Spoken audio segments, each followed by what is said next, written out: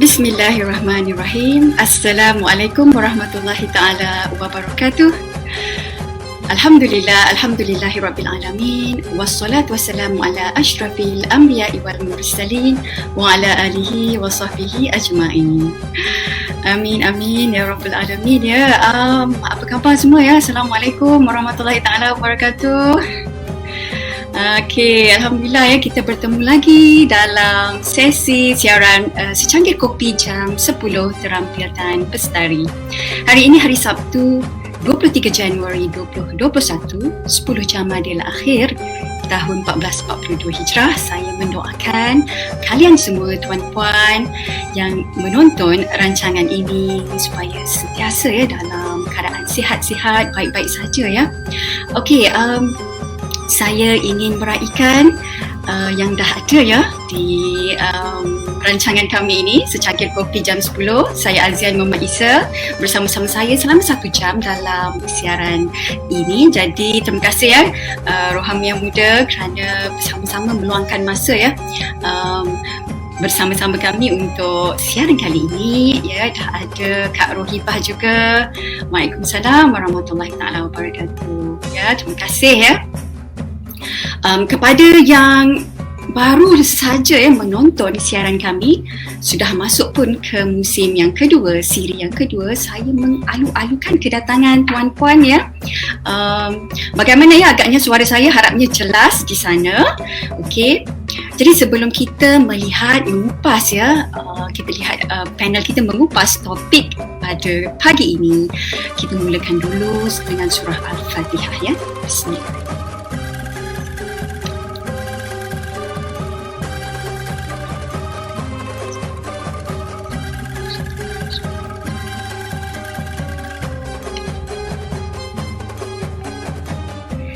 Okay, amin amin ya rabbal alamin. Alhamdulillah dah ramai ya bersama-sama kami, bersama-sama kita.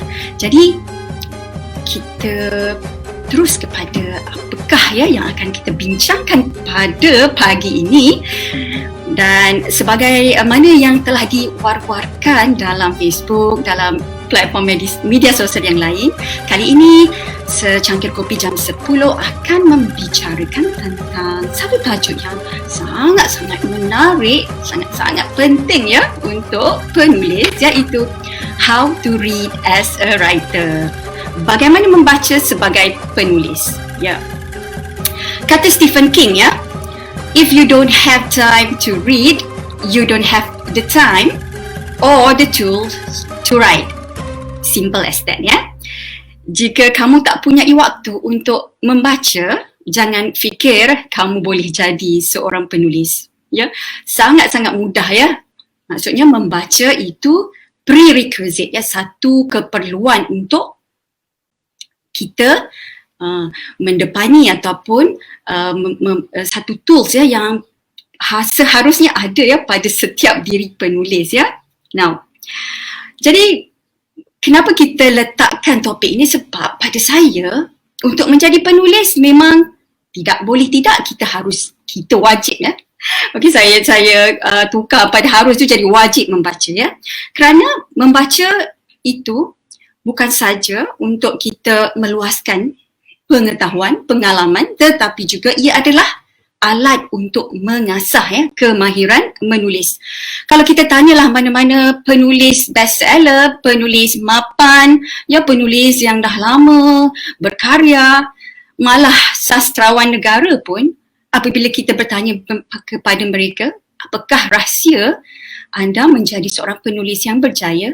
Of course, mereka akan kata luaskan pembacaan dan kerap membaca. Okey, jadi tidak boleh tidak, membaca itu adalah satu kita kata keperluan yang utama ya untuk menjadikan kita bersedia untuk menjadi penulis. Pada zaman lampau ya, agak-agaknya macam manalah ya nenek-nenek moyang kita belajar yang menulis ya. Kita ni direzekikan dengan nikmat-nikmat yang sangat-sangat mudah ya. Apa ya kita kata, kalau nak belajar menulis, ada bengkel-bengkel penulisan, dan bengkel-bengkel penulisan ni Masya Allah banyak sangat.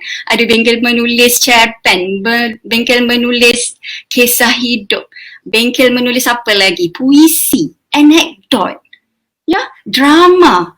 Bagaimana nak menghasilkan skrip drama dan macam-macam lagi ya.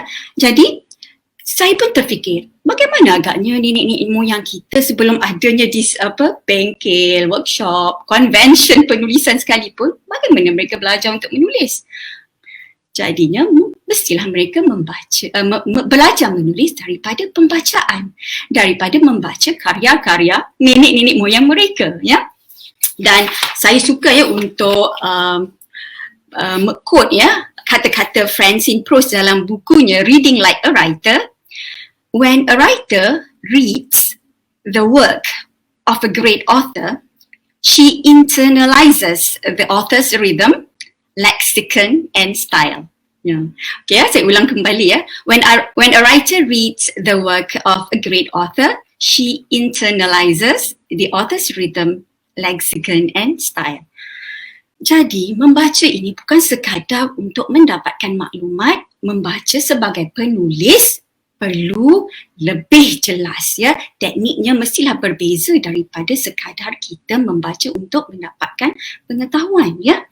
Internalizes. Ya, perkataan internalizes tu sangat-sangat dalam ya, mendalami, menghayati ya, kepengarangan, rentak kepengarangan itu ya, bagaimana dia menghasilkan satu-satu karya yang sangat-sangat bermutu tinggi ya, perbendaharaan ya dan juga gaya ya. Namun masalah sekarang ada juga penulis yang saya tak nak kata malas tapi kurang rajin membaca ya. Kita tak nak ya. Okey, hari ini saya nak penulis-penulis ataupun puan-puan yang sudi ya datang mendengar dalam sesi kita kali ini membincangkan how to read as a writer. Kita tak nak membincangkan membaca masa kita zaman sekolah. Ya, setiap kali datang sekolah mesti ada kita kata apa dekat sekolah tu satu banner perkataan membaca jambatan ilmu, yang tu semua kita dah tahu ya. Tapi apakah kita kata perspektif, kita mahukan perspektif yang berbeza bagaimana membaca sebagai penulis. Namun sebelum tu kita perlu tahu kenapa pentingnya membaca. Kita nak mungkin teknik kita membaca ni mungkin dah tersilap. Dan saya rasa kita pun tak diajar bagaimana membaca selain daripada kita kata itu mengenali huruf, mengeja, yang itu membaca. Tapi apakah membaca sebenarnya? Ya, kita nak unlearn ya, kita nak buangkan apa sistem-sistem yang dah lama ditanamkan dalam diri kita. Kita nak unlearn dan kita nak relearn, dan mungkin kita learn something new ya dengan insyaAllah ya, kita kata dengan pengalaman ya, kita kata kebijakan ya, panel yang kita jemput hari ini. Jadi tanpa membuang masa, kita jemputlah Puan Nisa Harun. Apa khabar? Alhamdulillah baik. Okay, so seperti tadi ya, intro saya tadi, ada pembaca yang kurang rajin membaca. Macam mana kita nak hadapi, kita nak letak, bagi rotan dekat dia, kena baca. Kenapa agak membaca ni penting? Lebih-lebih lagi kita sebagai penulis ya. Okey, silakan Kak Nisa.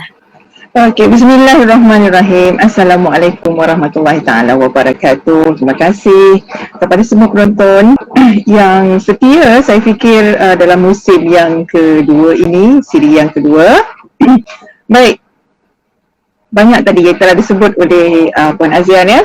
Kita melihat bagaimana, bukan saya tak fikir kita ni tak rajin membaca atau malas membaca. Sebenarnya kita mungkin kurang motivasi untuk membaca. Yalah, kita, sebab dia betul seperti kata Azian tadi, kita ni membaca dari sekolah.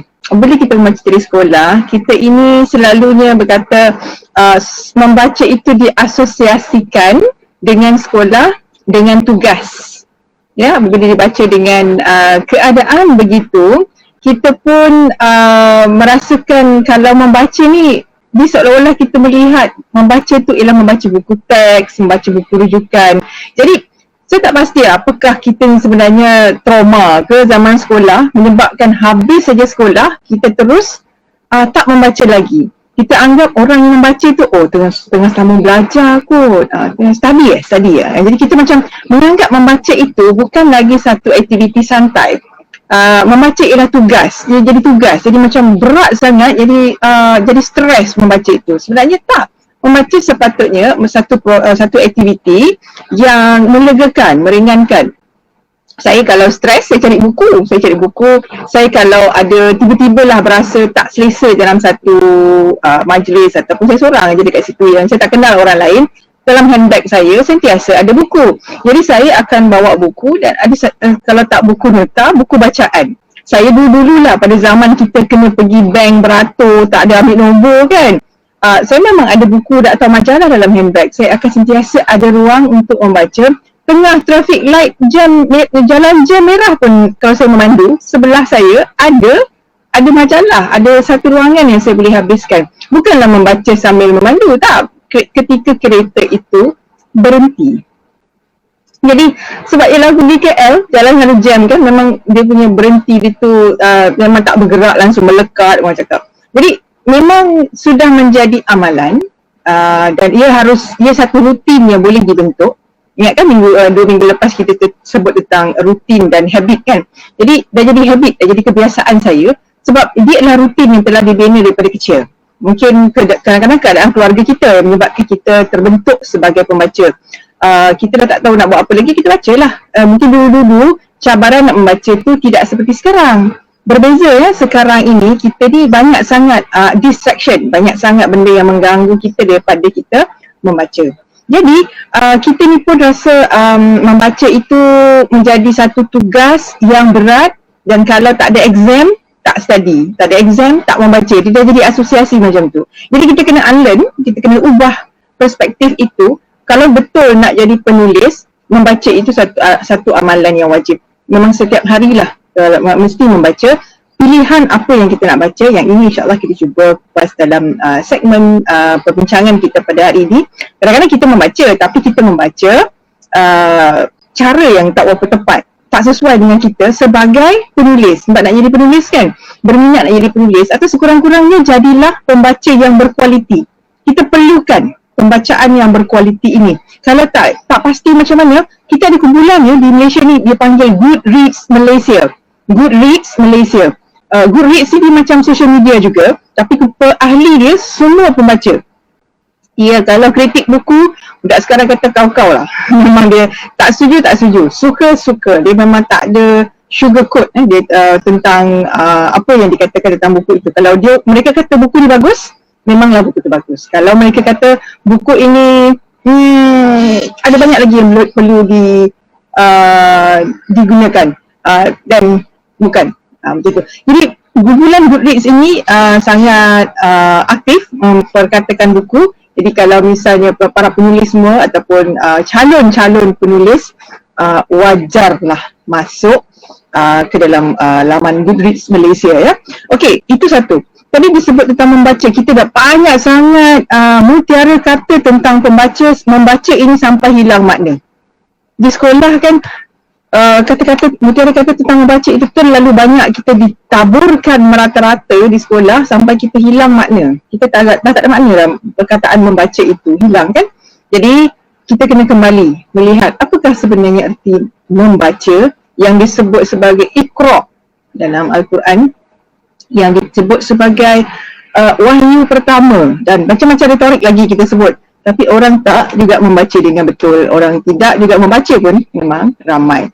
Dan kita tahu sekarang ini laman media sosial telah mengubah kaedah membaca. Kalau kita tengok lebih daripada tengok ada perkataan see more atau continue reading tu takkan klik kan, sebab kita membaca di handphone. Di handphone dia kecil, bila dia kecil dia tak boleh diteruskan pembacaan tu, kita pun skip scroll, kita tatal seterusnya, tatal tak jumpa. Jadi kita tak baca pun, atau budak sekarang panggil TLDR. Apa dia? Too long, did not read. Ataupun too long, don't read. Ada yang buat ungkapan di atas tu. Ini adalah catatan yang panjang. Jadi seperti tak menggalakkan kita membaca ataupun yang menjumpai bahan yang demikian ataupun panjang tak nak baca. Ada lagi yang lagi aneh, saya fikir, apa banyak sangat ni? Lukis tak boleh lukis. Tak boleh lukis ke? Jadi saya rasa macam, kenapakah begitu sekali kita jatuh daripada boleh membaca dengan panjang, dengan banyak, sampailah kita tak boleh membaca lagi. Kenapa? Okey. Jadi sebenarnya membaca disebut sebagai jambatan dan sebagainya itu memang benar, ia satu jambatan yang menghubungkan. Dia menghubungkan apa? Pada saya, penulis ini yang bersusah payah, bersusah mata, menulis sesuatu, pemikirannya, kemudian akan disampaikan kepada pembacanya. Jadi, membaca ini, kata-kata yang ditulis oleh penulis itu, dia semacam password, kata kunci untuk memasuki ke dalam pemikiran penulis. Kalau kita nak masuk dalam diri penulis tu, nak kenal siapa saya sebenarnya, bukan dengan jumpa hari-hari ataupun tengok macam ni, nampak macam ni lah kan. Tetapi sebenarnya ini bukan semestinya diri saya yang sebenar. Mana-mana penulis pun masuklah ke dalam karyanya. Masuk ke dalam karyanya, dalam karya itu ada diri penulis itu. Tapi untuk masuk, kita perlukan password. Kita perlukan pas masuknya kan. Untuk masuk di situ melalui apa? Melalui karyanya. Jadi untuk itu, untuk membenarkan orang memahami apa yang kita nak kata, kita kena tulis dengan baik. Untuk kita tulis dengan baik, kita perlu membaca dulu dengan baik, barulah jiwa penulis dan jiwa pembaca itu dapat ditemukan dalam satu jambatan, iaitu dalam karya kita. Jadi yang ini kita perlu latih dan insya-Allah boleh dibina sekiranya kita membaca dengan betul. Jadi membaca dulu dengan betul untuk menjadi penulis. Betul lah kata Stephen King tadi, kalau tak ada masa nak membaca, maknanya awak tak ada masa nak menulis, dia kata kan. Nampak macam kejam kan ayat tu, tapi memang betul. Siapa yang tidak ada masa untuk membaca, sebenarnya kita tak ada masa untuk menulis. Jadi kita jangan sampai begitu sekali. Jangan sampai begitu. Maknanya kita harus cari masa dulu untuk membaca, kemudian baru kita dapat masa untuk menulis. Sekiranya kita, alah saya tak baca pun saya boleh je. Saya pernah jumpa dalam satu bengkel menulis novel. Saya diminta membimbing bengkel menulis novel. Saya tanyakan dululah, apakah novel yang pernah tuan-puan baca? Seorang peserta ini menjawab, dia kata, saya tak suka baca novel ni. Saya tak suka baca novel, tapi saya nak tulis sebuah novel. Jadi saya kata, okey, baik. Jadi satu cabaran kan, dia tak suka baca novel, tapi dia nak tulis novel. Jadi bagaimanakah kita fikirkan hasil daripada tulisannya nanti? Tentu ada sesuatu yang berbeza, saya percaya. Jadi, membaca ialah suatu pengalaman yang saya fikir tidak boleh kita muat turun. Kita boleh muat turun bahan bacaan, kita boleh beli bahan bacaan, tapi kita tidak boleh beli pengalaman membaca. Kita tak boleh muat turun pengalaman membaca kan. Jadi ini adalah satu keanehan yang maknanya setiap pembaca, apabila saya ataupun kita semua membaca buku yang sama, kita akan mendapat hasil yang berbeza. Kerana hasil itu datang daripada pengalaman kita, persekitaran kita dan persepsi kita terhadap bacaan tadi. Jadi pengalaman ini kita perlu dapat sebelum kita jadi penulis. Untuk menulis kita perlu ada banyak pengalaman, tapi kita tak boleh hidup dalam setiap pengalaman orang lain. Oleh itu, kita baca. Okay, kita baca pengalaman orang melalui karyanya. Membaca ni luas makna dia. Jangan terikat hanya kepada kertas sahaja. Sekarang ni membaca dah banyak kaedah. Orang dah baca e-book, Kindle dan sebagainya, semua tu dah ada. Orang membaca dalam bentuk simbol-simbol juga ada. Membaca juga, tapi kaedahnya berbeza dan kesan dia tak sama lah. Kalau nak ikut membaca daripada zaman peradaban lama, kita membaca dengan tablet yang tebal, tablet daripada tanah liat tu, bukan tablet sekarang. Tablet sekarang nipis. Tablet dari tanah liat dan batu granit yang disimpan ataupun kemudian berpindah kepada papyrus, kemudian berpindah kepada scrolls, kemudian berpindah kepada kuras kertas dan akhirnya sampai sekarang kita membaca sampailah ke audiobooks pun. Saya anggap itu sebagai satu pembacaan, sebab membaca itu bukan semestinya dengan mata. Bagaimana dengan teman-teman kita yang tidak ataupun mempunyai cabaran dengan melihat, orang yang mempunyai kecacatan mata yang tidak boleh mungkin kabur, mungkin tak boleh membaca seperti kita menggunakan mata. Jadi nak baca menggunakan apa? Saya ada pelajar-pelajar yang cacat penglihatan. Mereka membaca melalui pendengaran. Mereka ada reader, mereka ada tukang baca yang mereka rakam dan kemudian mereka dengar kembali. Dan tak ada masalah pun pelajar-pelajar yang cacat penglihatan ini membaca buku tebal. Saya pula yang risau dulu bagi bacaan yang tebal. Jadi sebenarnya boleh.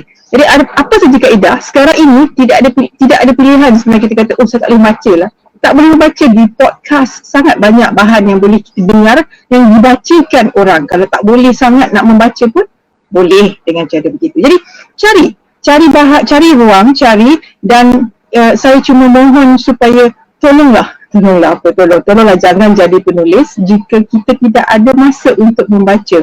Tolonglah berilah harapan kepada calon pembaca kita di luar sana supaya mereka membaca dan mereka ini membaca bahan daripada kita, daripada hasil apa? Hasil kita yang juga membaca terdahulu. Jadi kan cabaran kita hari ini sebenarnya, kita nak cakap pasal pembaca ni, dan semua orang memang bercakap tentang membaca, ialah cabaran kita untuk menyimpan apa yang kita boleh baca, holding your thoughts, menahan atau menyimpan minat untuk meneruskan pembacaan ini sudah semakin mencabar. Itu yang dikata too long don't read ataupun too long did not read. Maknanya dah tak boleh lagi nak membaca satu karangan yang panjang, satu buku yang dianggap ni tebal sikit tak boleh baca. Kalau dulu tak ada masalah benda tu. Kenapa ya? Mungkin kita perlu tengok balik bagaimanakah keupayaan kita menyimpan cetusan ataupun thoughts tadi ya. Thoughts tadi tu kita punya ability tu, kebolehan untuk menyimpan itu dan kebolehan kita berfikir dan menta'akul. Menta'akul ni daripada perkataan akal kan, ta'akul ya, menta'akul dan memberi makna kepada apa yang kita baca tadi. Sebab dia bukan soal nanti kita membaca, jadi penulis ni baca banyak-banyak lepas tu tulis balik apa yang kita baca. Bukan. Dia ibarat dia, mari saya bagi analogi. Ibarat dia, kalau kita begini ya, kita analogikan, nampak analogi dia, katakanlah kita ni membaca itu seperti kita dapat buah oren. Buah oren ini kita masukkan dia dalam pengisap. Pengisap ni apa? Blender kan? Pengisap ialah blender. Blender ni apa? Maknanya kita fikirkan. Kita fikirkan apa yang telah kita dapat tadi, iaitu bahan bacaan kita. Buah oren ini ya. Buah oren ini kita masukkan dalam pengisap dan kemudian hasilnya ialah jus oren. Okey? Hasilnya ialah jus oren. Jadi kalau kita membaca dan kemudian yang keluarnya ialah bahan yang kita baca itu, seolah-olah kita buat apa? Kita muntahkan saja. Kita bukan nak muntahkan balik apa-apa yang kita baca, tetapi sebenarnya yang kita nak buat ialah menghasilkan suatu tulisan yang sudah difikirkan dengan baik, ya, yang kita telah proses dengan sebaik-baiknya. Maknanya kalau kita dapat buah oren, kita bukan nak beri balik buah oren itu kepada pembaca kita. Aku dapat oren, kau ambil lah oren ni, pada pandai lah.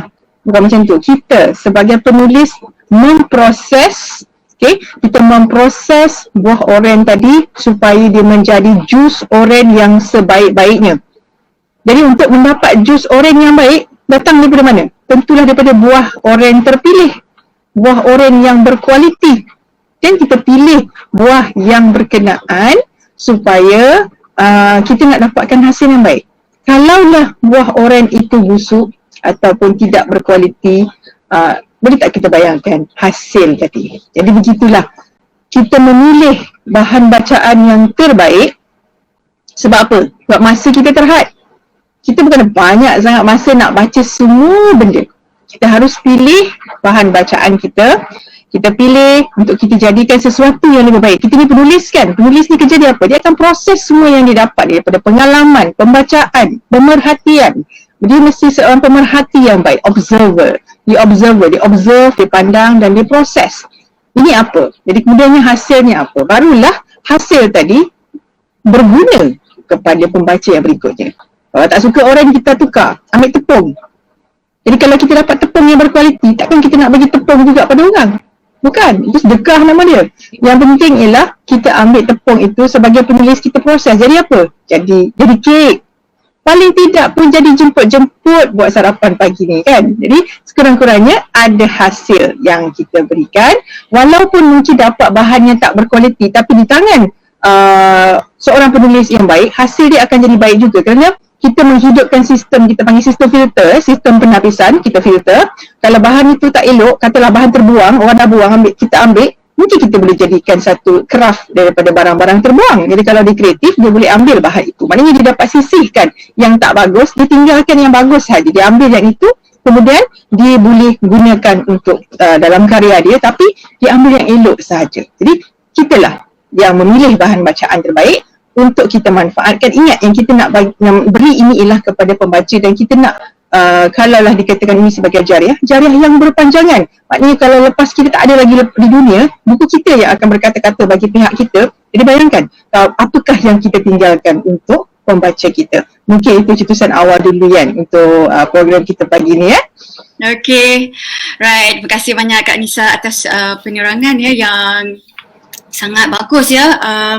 Saya dapat cetuskan satu kita kata yang kita selalu fikirkan sebenarnya, bagaimana teknologi telah menukar sistem pembacaan kita ya, lebih kurang ya daripada konvensional membaca buku fizikal. Tapi sekarang ialah ada banyak metod, ada banyak kita kata bahan-bahan ya yang memang kita memerlukan pembacaan, namun apa pun, sama ada ia jadi audiobook ke ataupun dia podcast, apa-apa pun adalah bergantung kepada pemikiran kita, proses tu kan yang dianalogikan oleh Kak Nisa tadi, yang blender tu sebenarnya mewakili pemikiran kita. Apa yang dalam tubuh badan kita yang memproses segala maklumat itu semua adalah terletaknya di kepala dan juga actually di hati dan kepala di satu ya. Jadi keupayaan kita nak kita kata mempertajamkan, mengasah pemikiran tu sebenarnya satu cabaran ya. Dan apa-apa pun kita seharusnya kena aktif ya. Aktif dalam pembacaan, bukan pasif tapi aktif ya. Itu nanti mungkin kita boleh rungkaikan. Saya suka ya untuk kata memetik ya kata-kata seorang pengarang yang sangat terkenal, Awang Goning ya. Dia terkenal dengan bukunya berjudul Growing Up in Terengganu ya. Dia kata apa? Read a book, not books. Baca cepat kalau roman picisan. Baca perlahan kalau mahu belajar cara penulisannya. Jangan baca kerana orang membaca.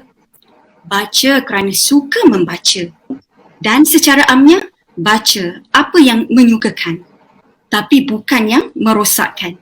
Ada dua kat sini ya, dua kata kunci penting, teknik dan kualiti ya. Tadi Kak Nisa pun ada sebut pasal kualiti, bahawa oren, kalau kita nak bagi jus oren yang sedap berkhasiat, kita kena tengok sos sumber oren tu yang mana ya. Kan ada macam-macam jenis oren ya, yang jenis yang sedang-sedang size grade yang low grade ke ataupun yang terpilih ya. So teknik membaca dan juga kualiti buku.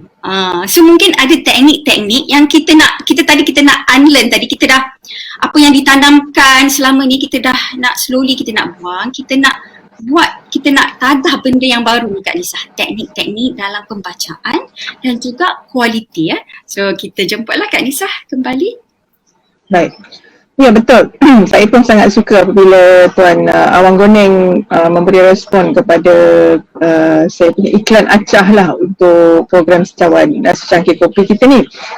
Katanya tentang pembacaan yang disebut oleh Yan tadi, saya kata indah sekali. Nampak tak? Begitulah apabila seseorang yang banyak membaca, dia akan menulis dengan sebaik-baiknya.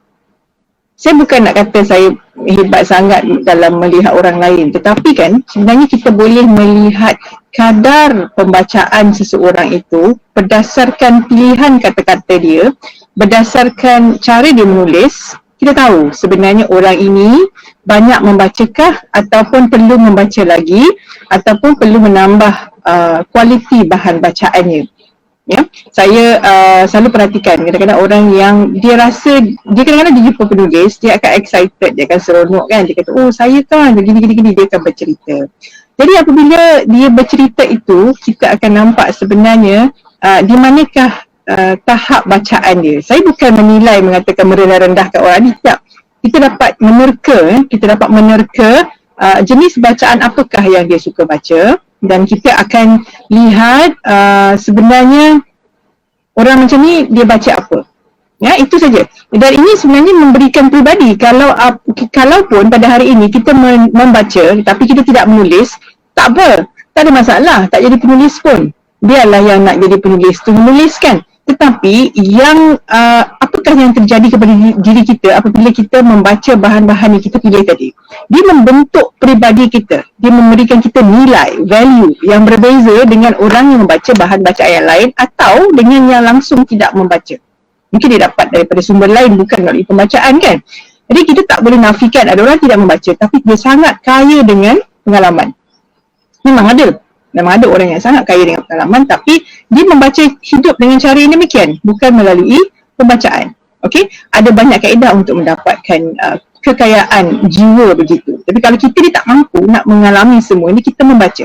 Oleh itu, kita harus memilih bahan bacaan. Bukan semua kita perlu baca. Ini satu kesilapan, kadang-kadang baca banyak. Dia share dekat laman media sosial. Oh, saya baca buku ni, buku A, buku B, C, D, dia baguslah. Tapi pada saya bagusnya begitu sebab dia mungkin ada banyak masa untuk membaca. Bagi kita yang mungkin masa kita terhad dan kita memang ada tugas-tugas hakiki yang lain, oleh itu kita memilih bahan bacaan. Pilihlah. Jadi untuk memilih itu kita dah tahu tadi, kita pilih bahan bacaan yang perlu untuk kita fikirkan apakah tujuan kita membaca ini, untuk apa. Jadi kalau kita dah tahu dah kita nak baca apa, kenapa kita baca buku ni, kita akan ada cara untuk membaca yang betul. Okey, saya kongsikan ini daripada buku How to Read a Book. Saya kongsikan bukunya, nanti selepas saya kongsikan bukunya. How to Read a Book, tulisan Mortimer J. Adler. Ini memang tokoh dalam pendidikan dan juga pembacaan lah. Jadi saya berikan dalam terjemahan dalam bahasa Melayu terus supaya kita mudah kan. Nanti saya berikan dalam bahasa Inggerisnya. Kata Mortimer J. Adler, bacaan ini ada 4 level, ada 4 aras pembacaan. Iaitu dia bermula dengan bacaan asas, bacaan sepintas, membaca atau pembacaan secara analisis, dan yang keempat bacaan mencapah, saya namakan mencapah. Okey, asas, sepintas, analisis, mencapah. Nak ringkas lagi ASAM kau asam nama dia. Nak mudahkan lagi ya. Itu dapat ya? Okey, nak dapat cek ulang lagi. Maknanya, apa yang dimaksudkan dengan pembacaan asas? Pembacaan asas ni kita dah buat dah. Kita buat di sekolah lagi. Iaitu daripada kita mengenal huruf, kita mengenal simbol, kita mengenal ayat, kita mengenal macam mana nak membaca. Kita dah nampak daripada situ. Kemahiran, it's a reading skills. Kemahiran untuk membaca kita dah dapat dah. Ini ialah bacaan asas. Jadi siapa yang tidak buta huruf, sepatutnya dah melalui dah. Ni kita tak payah ulas lah ya. Maknanya ni bacaan asas. Kalau yang mempunyai cabaran ataupun illiterate, tidak boleh membaca, keciciran dan sebagainya, hal ini yang perlu dihadapi dulu. Ini selesaikan yang ini. Jadi pada peringkat bacaan asas ini mungkin dikenalkan ayat. Dikenalkan ayat, apabila dia kenal ayat itu dia tak persoalkan kandungannya. Maknanya yang penting dia boleh baca. Contoh, kucing makan ikan goreng. Ayat lengkap. Kucing makan ikan goreng. Kucing makan ikan goreng. Okey. Jadi tak persoalkan kucing siapa, tak persoalkan kenapa ikan goreng, apa maksud ayat tu. Tak diajar persoalan begitu. Kerana ini bukan aras dia, bukan ini bukan level dia untuk persoalkan. Yang penting orang ini ataupun pelajar ini boleh membaca. Right? Dia boleh membaca, oleh itu dia boleh baca tak? Kucing makan ikan goreng boleh. Okey, dah lulus. Okey, kita pergi ke aras yang seterusnya. Yang kedua ini dipanggil bacaan sepintas. Maksudnya sepintas ni bukanlah sepintas tu macam ni je. Sepintas ni tu tak. Maknanya dia baca. Tapi tidaklah dianalisis kandungan ni dan sebagainya. Tak, dia belum sampai kat situ lagi ya. Maknanya bacaan sepintas ni bacaan pantas. Kadang-kadang kita buat dah benda ni, kita baca novel ringan ataupun novel yang kita tak perlu nak fikir sebab kita baca je. Okay, kita baca je dan kita ataupun kita dapatkan gambaran keseluruhan terhadap satu buku tu. Ni buku apa ni? Baca sikit lah. Kita baca laju kan. Kita baca laju dan kita dapatkan maklumat tentang buku itu dan kita tahu buku ni tentang apa. Jadi kalau orang tanya ni buku apa ya? Oh, kita boleh terangkan sebab kita dah baca sekali dan kita tahu kat buku ni tentang ini. Right? Itu bacaan yang kedua, iaitu bacaan sepintas. Maksudnya dah lalu dah. Tapi kita tak kaji tau. Kita tak kaji kandungan apa benda dan sebagainya. Kita tak persoal dan tak pertikaikan. Kita baca saja. Okay? Tapi selesai. Itu bacaan yang kita panggil skimming. Dalam bahasa Inggeris dia panggil skim. Skim reading. Skim systematically. Skim, kerana kita skimming je. Skimming kita baca laju.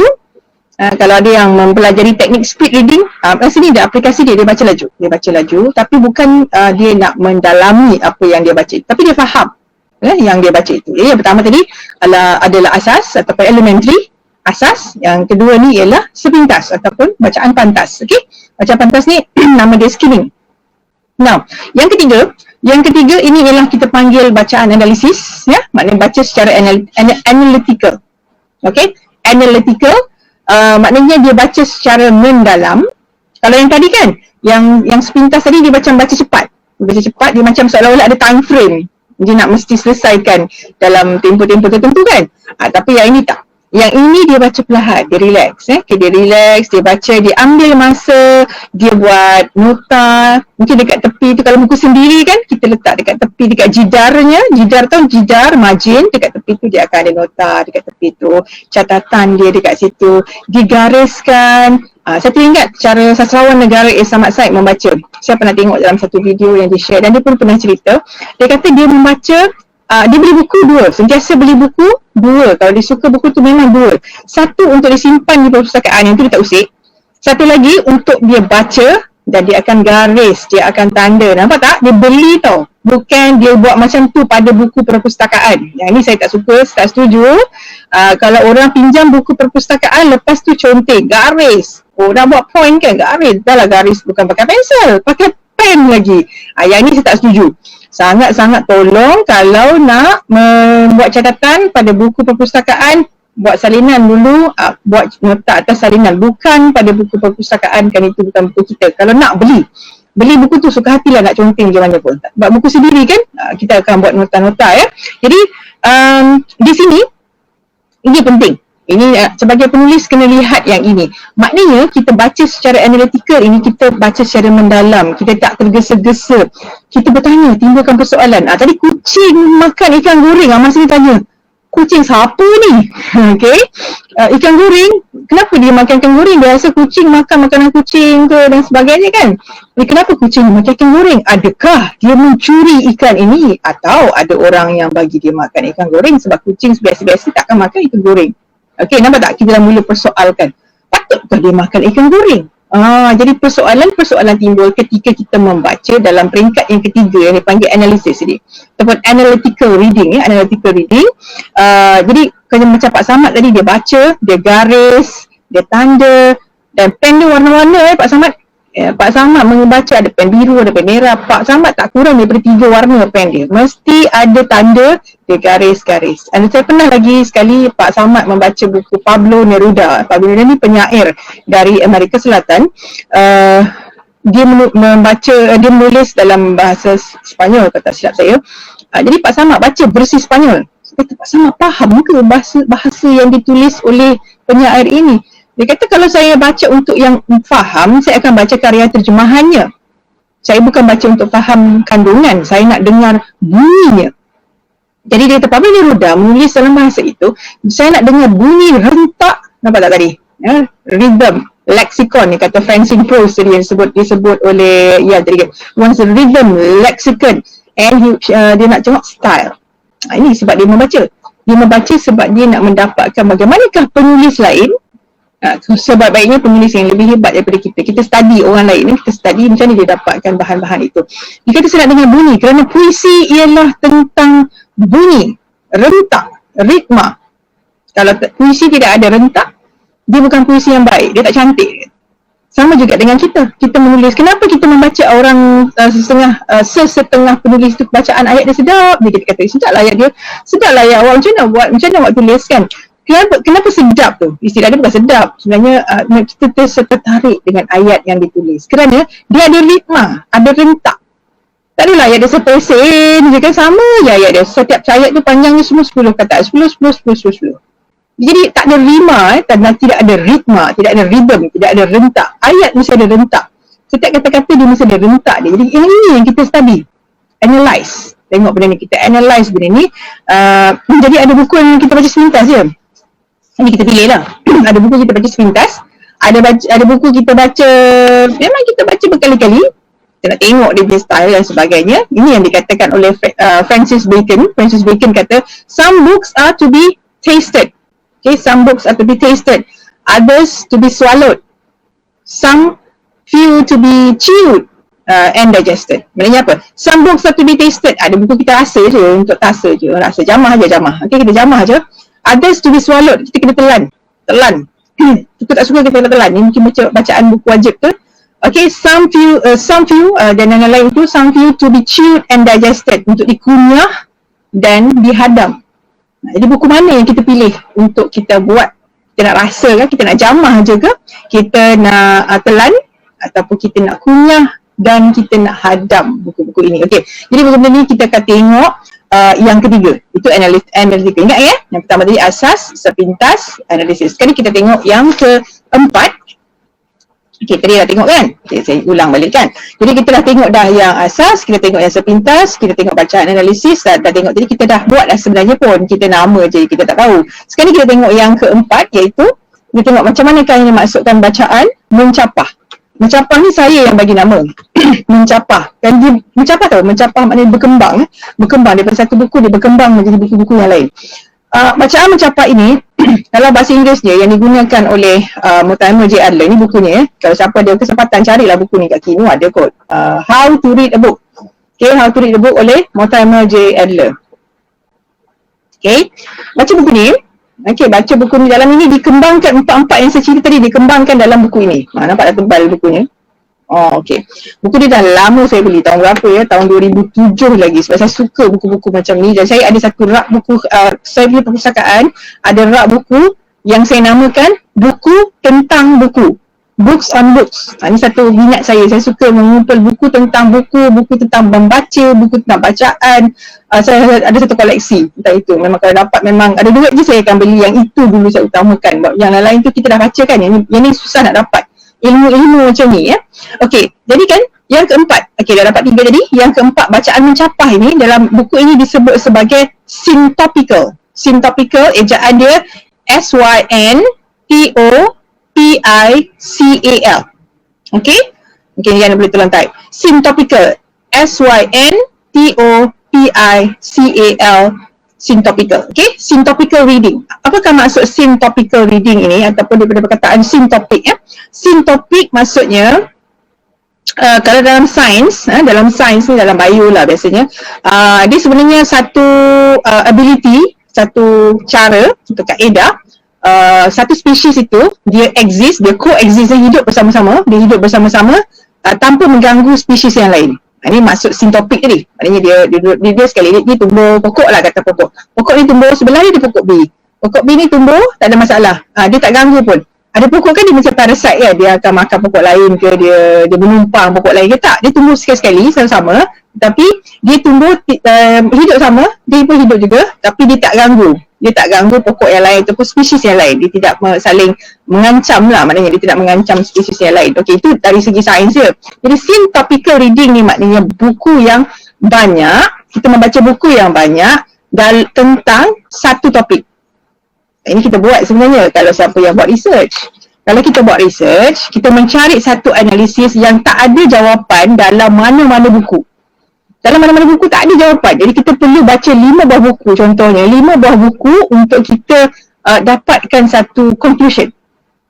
Kita yang buat conclusion tu berdasarkan analisis yang cukup mendalam bagi tiap-tiap buku tadi.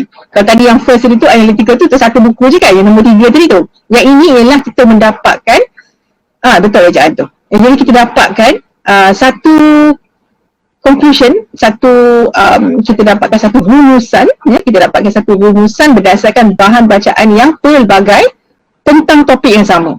Ingat tak kalau kita buat research, kita buat orang buat thesis, orang buat kertas kerja dan sebagainya kan, kita akan ambil buku yang berkaitan dengan topik itu dan kemudian kita akan buat perbandingan, kita akan buat rujuk silang, cross reference, ya, kita buat rujuk silang.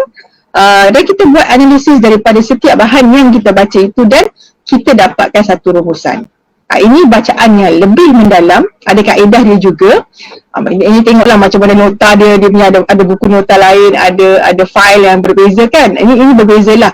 Jadi kita pilih sebagai penulis, kita ini perlu aras bacaan yang bagaimana untuk kita menghasilkan sesebuah karya selepas itu. Jadi nampak berbezanya cara pembacaan bergantung kepada keperluan. Saya tak paksa semua orang buat syntopical reading kan. Tak pengsan lah pula semua nak buat syntopical reading. Sudahnya kadang-kadang kita ni boleh tenggelam dalam apa kita sebut sebagai analisis paralysis ni. Semua nak membaca-baca lah sudahnya tidak menulis kan. Okey, jadi 4 perkara ya. Jadi elementary ataupun asas, sepintas, analisis dan mencapah. Maksudnya mencapah lah tadi. Dia luas kan, dia mencapah. Daripada satu buku dia mencapah menjadi banyak buku lain dan horizon pembacaan itu diluaskan untuk kita membaca tentang satu subjek. Jadi mungkin dapat membantu dari segi teknik lah. Jadi kita tengok penguasaan teknik kita yang mana yang kita perlu dalami. Alhamdulillah ya. Saya rasa ramai juga ya yang baru tahu, saya ni membaca secara analisis.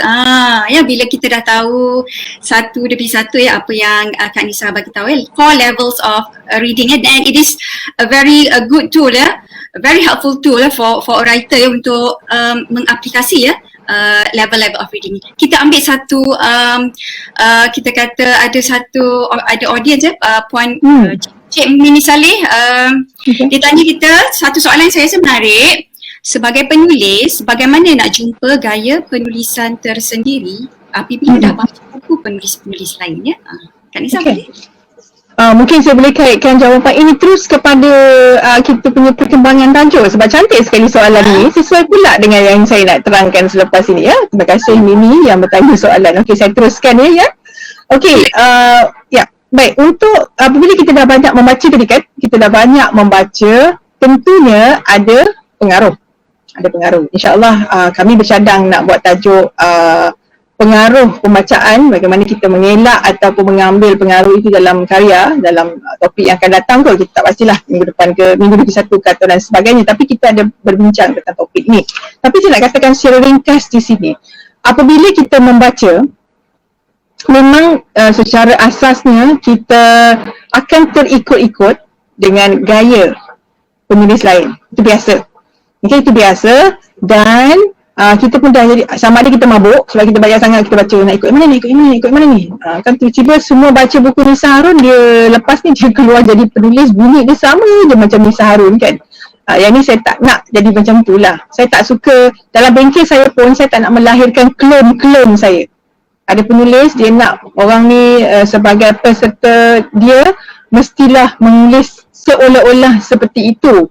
Saya cukup takut dan terganggu gaya penulis lain sebab pada saya gaya itu haruslah tersendiri dan saya cuba elak daripada mengganggu gaya mana-mana penulis walaupun dia penulis baru. Okey? Jadi untuk itu kita perlu membaca tu kalau boleh jangan satu sahaja. Maknanya satu ni maksud apa? Jangan seorang je penulis yang dia suka tu, yang itu je dia baca. Kalau kita baca untuk study, dia lain. Maksudnya kita dah baraikan dia, kita buka, kita rungkai dan sebagainya. Dia baca, ni baca untuk menikmati semua. Dia baca semua kan. Jadi pengaruh itu akan masuk dan akhirnya kita jadi tak yakin dengan diri kita sendiri bahawa alamak, saya ni tak boleh tulis macam ni, saya tak tulis macam tu. Jadi sudah ni tak menulis sebab dia tak jumpa gaya yang dicari-carinya selama ini kan. Jadi tak apa yang kita perlu buat kat sini? Baik, ingat balik kenapa kita baca buku. Itu sebagai penulis ya, saya tengok di sini dalam konteks kita, kenapa kita baca buku ini dan ataupun kenapa kita baca tentang subjek ini. Yang dua perkara yang kita mesti ingat, iaitu kita membaca untuk melihat apa yang sudah ditulis orang. Dia macam literature review lah, apa yang sudah ditulis orang. Kalau tulis novel tentang cinta, boleh tak saya nak tulis lagi tentang cinta? Boleh lah, tapi janganlah ulang cerita sama, kahwin paksa dan sebagainya, ulang. Sebab formula itu sudah dilihat berjaya kan. Boleh lah, tapi kita cuma akan menjadi sebahagian daripada statistik, tapi dia tidak akan menjadikan kita unik. Kita tidak akan jadi unik ya. Jadi apa kita patut buat ialah kita tengok apa yang sudah ditulis orang. Okey, saya nak tulis tentang percintaan juga. Saya sangat I'm very passionate about the subject. Saya sangat menyukai topik ini. Saya suka. Saya ialah insan yang bercinta. Okey, tak apa, tulislah. Carilah cinta yang lain. Cinta ada banyak. Saya pun ada tulis novel cinta. Saya ada novel bertajuk Tawarikh Cinta, tapi cinta saya cinta terhadap ilmu, cinta terhadap negara, cinta juga kan.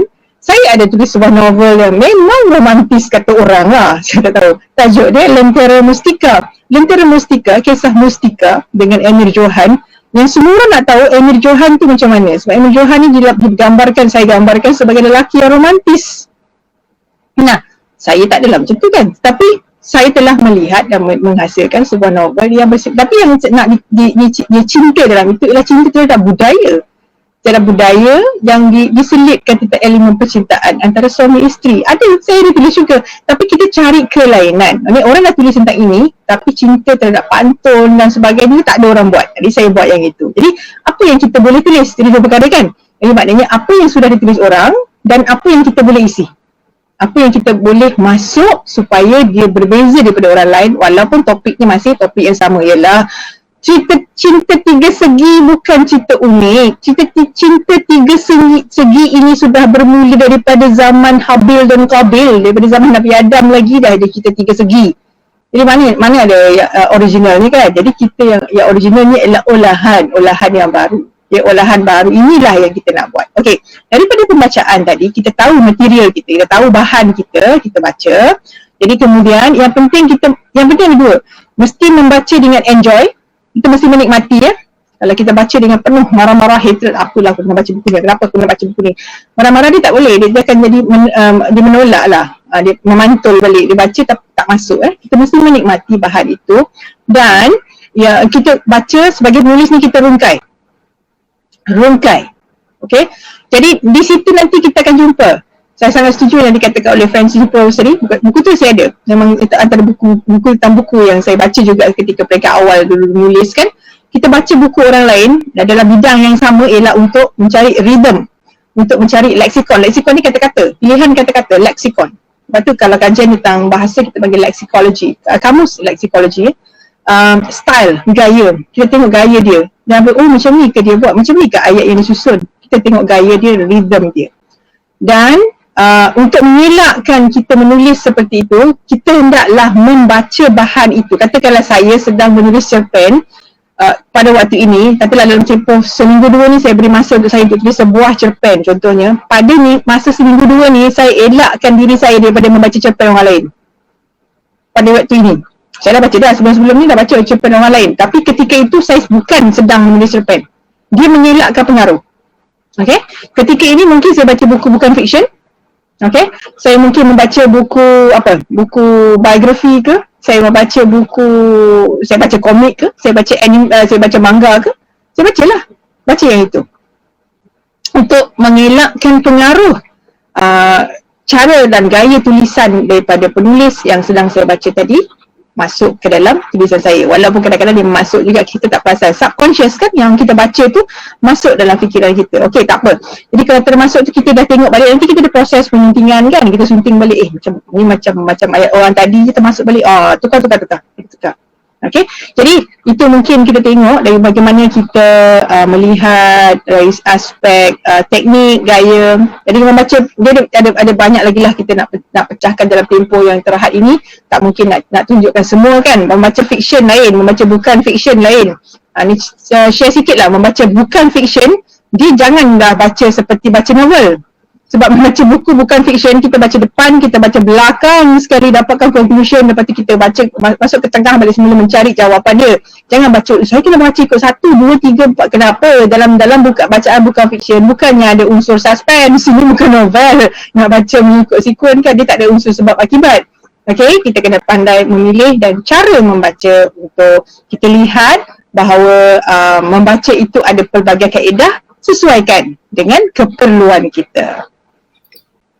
Okey, Alhamdulillah. Saya amat teruja ya mengenai Puan Nisa sebut tadi. Tujuan kita baca tu kenapa? Pastikan untuk penulis, of course kita bila kita nak baca satu-satu buku tu, dalam kepala kita mesti ada objektif tertentu. Kita nak tulis apa. Dan sources yang kita guna, buku-buku yang digunakan itu dijadikan sebagai panduan ya. Kita nak lihat apa yang sudah ditulis orang. Sebab kita tak nak apa yang kita tulis itu adalah repetition, pengulangan daripada karya-karya yang lain. Tak ada keunikan di situ. Itulah gunanya kita bertakul tadi, proses berfikir tu tadi dan mengolah semula apa yang telah kita faham ya. Dan saya yang mengenai soalan tu memang saya setuju sangat sebab ada masa saya sekarang ni apabila saya baca karya-karya kita kata apa, dia ada dalam bentuk memoir ya, sastrawan negara, Dr. Haji Muhammad Saleh. Dia buat memoir catatan-catatan dia semasa dia menuntut di England ya. Masa tu tahun sebelum merdeka sebenarnya ya. Dan saya sangat-sangat kita kata terpikat dengan gaya penulisan dia. So apa yang saya buat, saya memang melanggan Dewan Sastra. Last 2 years memang setiap bulan saya tak miss. Saya akan tulis balik ayat-ayat yang saya rasa wah, bagusnya, cantiknya dia tulis begini ya, dialog dia ya. Jadi saya rasa itu adalah satu proses seorang penulis membaca ya, sebagai penulis ya. Saya suka sebelum kita, ya Allah, lagi 1 minit sebelum kita tamatkan sesi kita, saya nak bagi satu kita kata notes ya yang saya dapat daripada How to Read Like a Writer. Saya kutip daripada blogspot ya, readitforward.com ya. Nanti mungkin saya akan letakkan dalam dalam posting Facebook saya. Dia kata ada 3 langkah how to read like a writer. Yang pertama, luaskan pembacaan ya. Kita dah kupas tadi ya, Kak Nisa dah kupas tadi, Puan Nisa dah kupas tadi betapa pentingnya kita luaskan horizon pembacaan. Yang kedua, kerap membaca, ya, frequent, often, you have to read often ya, kerap membaca. Dan yang ketiga, ada 4 langkah yang kita boleh buat ya. Okey, yang pertama dia kata read the book at least twice, at least 2 kali. Yang pertama yang kita kata baca sepintas lalu tu ya, baca untuk menikmati ya, kita nak dapatkan pengalaman membaca tu, kita menikmati, kita kata apa yang tadi, sepintas tu kita tak question pun, kenapa karakter dia macam ni, kita just menikmati. Dalam notes ni kata suspend your belief, kita menangguhkan kita punya ketidakpercayaan tu, suspend your belief, menangguhkan kepercayaan tu. Dan yang kedua, untuk membaca yang kedua, yang tu barulah kita internalizers, kita menghayati karakter yang ada ya.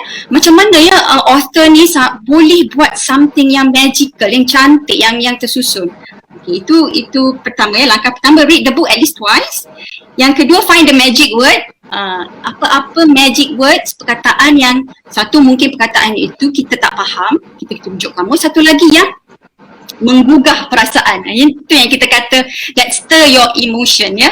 Wow, bagusnya. Macam mana dia boleh letak perkataan ini dalam ayat yang sangat cantik.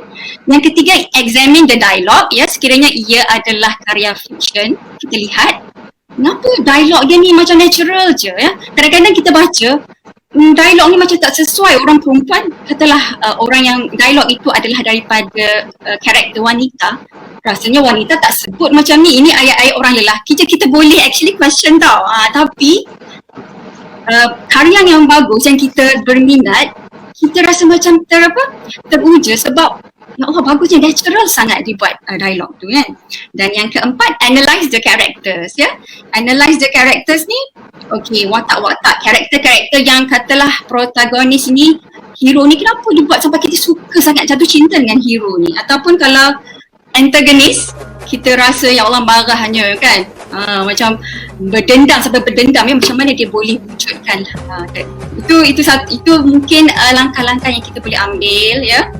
Di sini apa yang saya dan Puan Nisa nak bentangkan, kupaskan ataupun perbincangan ini bukan preskriptif. Beberapa kali saya kata ia terpulang pada kesesuaian pembaca ya, penulis ya, audience ya, untuk kita kata jadikan panduan ya.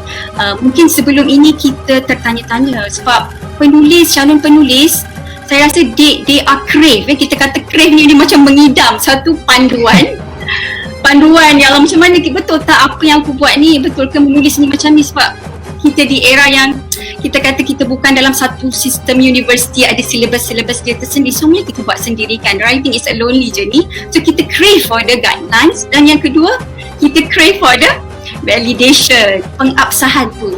So bila ada Puan Nisa dan juga penulis-penulis mapan yang lain bila mereka berkongsi pengalaman, oh betul lah aku buat ni. So it's kita kata apa, a peace of mind.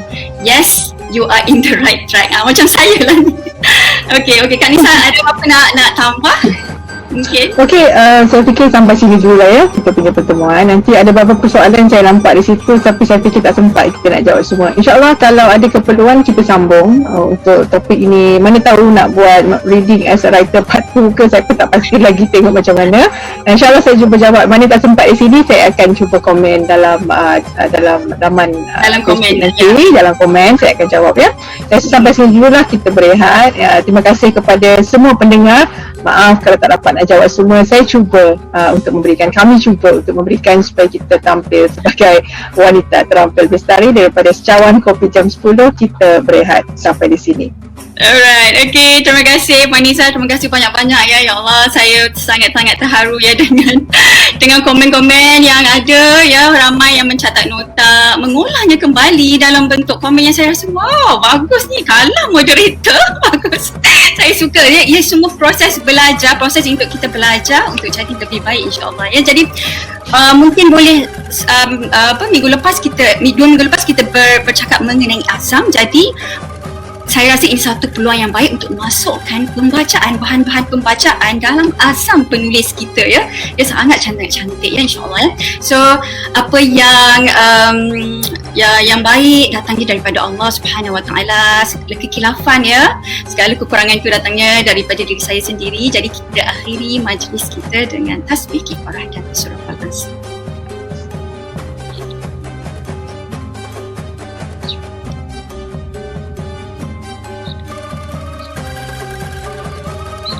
Baik, terima kasih atas perhatian. Mohon maaf atas segala kesulitan, kekurangan. Kita jumpa lagi secangkir kopi jam 10 wanita terampil dan bestari 2 minggu lagi insya-Allah. Bye. Assalamualaikum.